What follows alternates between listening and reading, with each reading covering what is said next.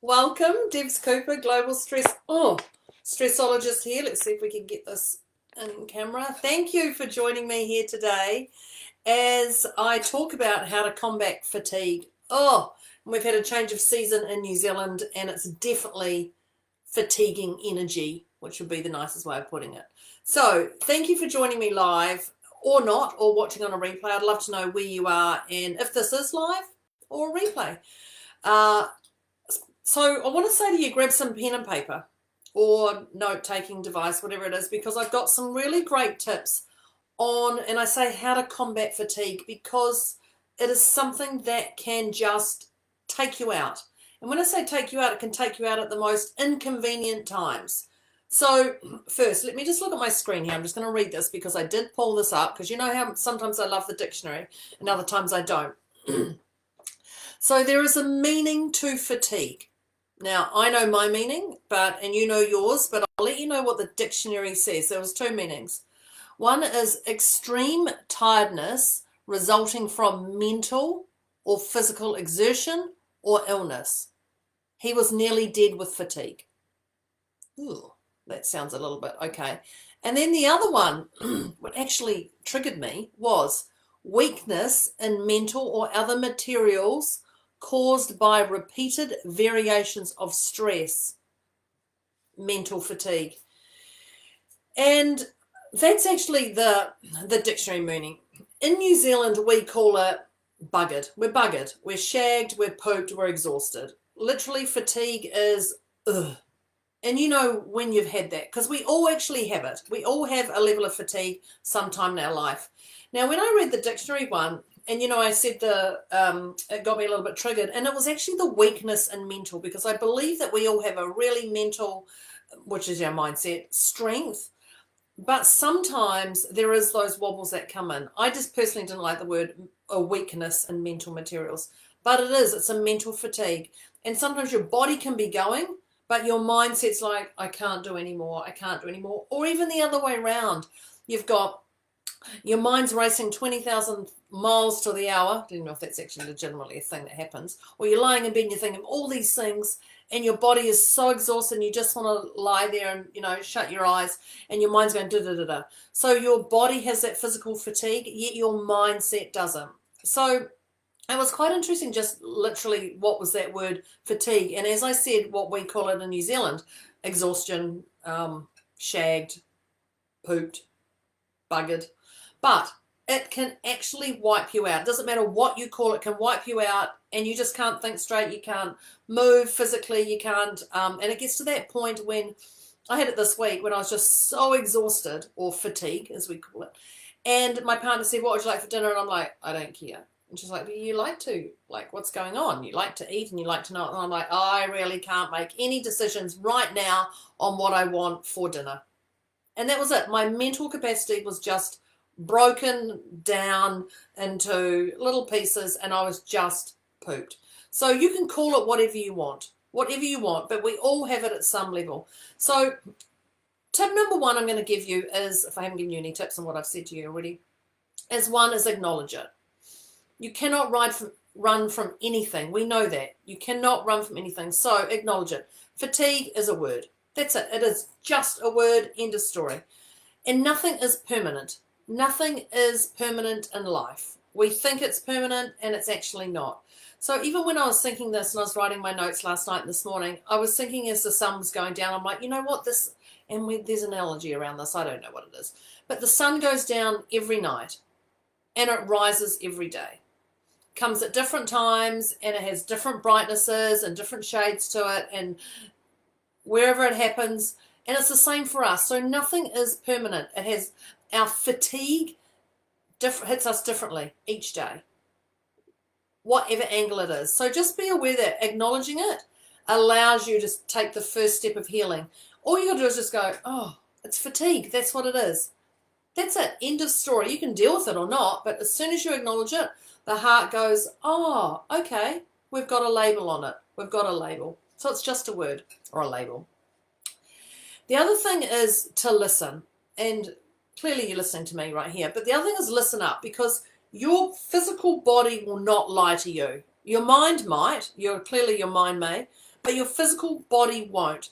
And we get signals, and I'm going to say signals, you can call them red flags, green flags, pink flags, whatever it is. We get signals before every event that happens to us. Before everything that happens, we're going to get a signal. It's going to go, oh, I know what this means. Or, oh, what was that? So the key is to open your eyes and you'll see them. I used to think that I was going too fast. I was moving far too fast to see anything. But in reality, I actually didn't want to see. So when I went back and unplugged everything and looked at it, I realized, oh no, I didn't actually want to see that. It wasn't that I was moving fast. So don't use fast, I'm moving too fast to see those signs. Don't use that as your belief system, your BS system. It's not that. When you're ready, you will see. So why don't you just walk around with your eyes open now and see those signals before the event happens, because it will tell, your body will tell you. This will tell you a completely different story, but your body, your physical body will alert you to these things that are going on. Because there is a reason. There is clearly a reason behind everything that happens. Everything that happens in your world, there's clearly a reason there. And you don't have to know the reason. When you find there's something going on, just go for a solution. Because when you look for a reason, you're going into the why process, and that why process can be an endless cycle of things that are going on. You go round and round and round and round and round. It's that hamster wheel that happens. So forget the why, forget the reason, whatever it is, just go, what's the solution to this? The more you're solution focused, those reasons aren't going to be an issue to you anymore. So when they happen again, you're going to go, oh, solution. I don't see that being a problem. I don't see that being a problem. I can see that actually being of value to me. And it's going to allow you to move forward. So the other tip I'm going to give you is to pull back. And when I say pull back, I'm actually going to say regroup your soul. And you've heard about me talk about the glitter bomb. And I talk about the glitter bomb so much. So pull back and regroup your soul. Do what lights you up. Now, if what lights you up is going for a run, that's a 5K run, that's fantastic. But if you've got fatigue and your mind is full and your body's full and you can't actually move, then maybe a 5K run isn't going to work. So today's solution may be different to yesterday's. So today, to glitter bomb yourself actually might be put on some lippy. That feels great. Boy, girl, old, young, whatever it is. Or put that nice perfume on. Don't keep that perfume for a rainy day or that favorite event or something. Maybe that's what it is. Or if you've actually got fatigue, smell might be getting to you. So maybe it is actually just putting on your favorite slippers. Even if you're at work, take your favorite slippers. I'm sure, well, maybe not if you're on the shop floor. You might not get away with it. Unless you're going to do Fumo. They're very cool slippers. But just do whatever lights you up. And when you're doing that, it's wise to rest. And I say rest because it's all about re-energizing yourself and your soul. So you're recouping who you are as a person. So whatever that means, don't go run that 5K mile, that 5K run. Do what lights you up. But remember, you're in a fatigue phase. That sun come up and down, it's just a phase. The other tip I'm going to give you is avoid. And it's actually one that I don't often talk about, but I talk about it differently, and I say avoid. So when you're in this space, you're not going to be a pleasant person to be around. And if people are going to start doing this to you, you're going to go, oh, I can't cope. And often we snap. So I want you to avoid people. I want you to avoid social media. I want you to avoid the news. I want you to avoid, if you've got sore eyes, looking at something on your phone or reading a book. Avoid that stuff.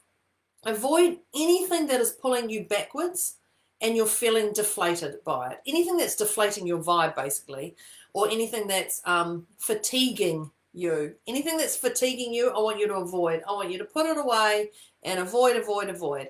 Now, when I say avoid, I'm not just saying to people, go away, I can't handle you. I'm just saying, I just need to take some time for me. Just let me take some time for me. You must avoid those people to start regrouping your soul again. That's all it is regrouping your soul. When I think about avoid, there's another one that comes along that, and that is called no. No. However you want to say it. So I'm telling you to start saying no. But when you start saying no, you're going to say it guilt-free.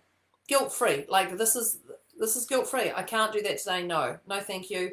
No, that doesn't interest me. No, I can't do that. No, I'm doing something else. No, no, no, no, no.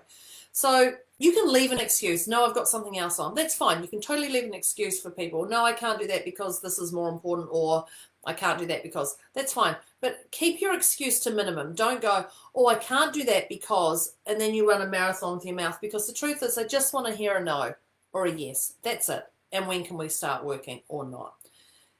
If you can give that no and offer a solution, if someone else say, no, I can't, but I'm pretty sure my sister can help you with that. Let me ask her. Or do you want me to give you her details or something? Don't just throw somebody else under the bus without prepping that other person first. So say no if you can't, but you're not going to say no and then try and spend all that time trying to find somebody to fill that gap, because that defeats the purpose of saying no. So no, guilt-free. No, guilt-free. No, guilt-free. The other one I'm going to say is nourishment, and I'm going to have another sip of my little water here. You'll hear me often say, eat what you want. Eat what you want. Eat what you want. If you want to eat junk, as Dr. Libby says, then eat junk. If you want to eat nourishing foods, then eat nourishing foods. Whatever it is, eat what you want. But if you're going to be a guts, and just feed on poor quality food, drink, whatever, you will be slammed. Your body will tell you, this isn't working for me, especially if you've got fatigue. So more importantly, look at healthy options. Water. Now, I'm forever drinking out of a water bottle. I've just filled my water bottle because I'm leaving the office after this. So I filled my water bottle with my fizzy water. I have a soda stream maker that fizzes and does its thing, so there's a little bit left, and I've got it in a glass. I don't often drink out of a glass unless it's a big, beautiful wine glass at night that I'll sometimes have my fizzy water in that. So choose what liquid you're going to do, but personally, take water. Take water if it's healthy water, that is, clearly. Eat fruit, eat vegetables. If you can plant something in your garden and go out there and see that grow, then eat vegetables from the garden. They're going to be a lot healthier than the supermarket. But if you can't, that's totally okay. Don't beat yourself up, but just do nourishment of whatever it is. Now, don't go out and start doing a whole big garden if you're in the middle of fatigue. Oh, Deborah says I need to go do a garden and pick vegetables. Well, it's going to take a while for the vegetables to hit. So only do it when you've got vitalized energy. And maybe you can get a neighbor to help you or a friend to help you do that. So that's the only time you're going to be doing that. Eat things that are light. Don't eat anything heavy. Don't start eating pasta, steaks, fizzy drinks, bread, pizza, potato.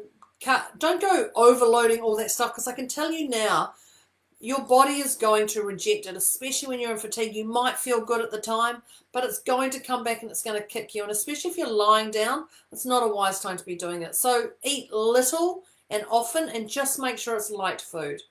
You know, I'm a firm believer on carrots and salsa. I love carrots and salsa. So if I want something to eat, that's a little thing of what I'll eat. That's fine. I've got also cooked sausages. I'm a sucker for sausages.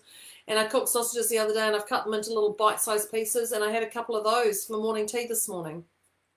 That's it. Is it healthy? Yeah, it's healthier than eating something else. And I like it, and it was easy.